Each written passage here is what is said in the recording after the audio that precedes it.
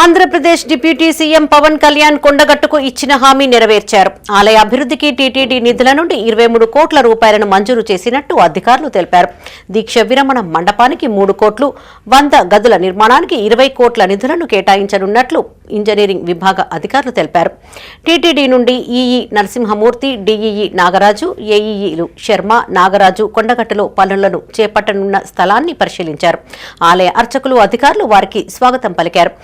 స్వామివారి దర్శనం అనంతరం తీర్థ ప్రసాదాలను అందజేశారు. అనంతరం కొండగట్టు ఈవో శ్రీకాంతరావుతో కలిసి 100 గదుల నిర్మాణానికి కేటాయించిన స్థలాన్ని పరిశీలించారు. త్వరలోనే పవన్ కళ్యాణ్ చేతుల మీదుగా శంకుస్థాపన కార్యక్రమం ఉంటుందని అధికారులు తెలిపారు. మేము తిరుమల దేవస్థానం నుంచి తిరుపతి నుంచి వచ్చాము.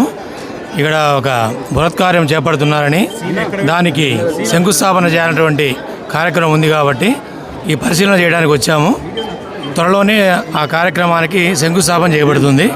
దీక్షా మండపము, తర్వాత ఒక 100 రూముల సత్రము అంటే చౌల్ట్రీ, ఇవన్నీ కూడా కడతారు.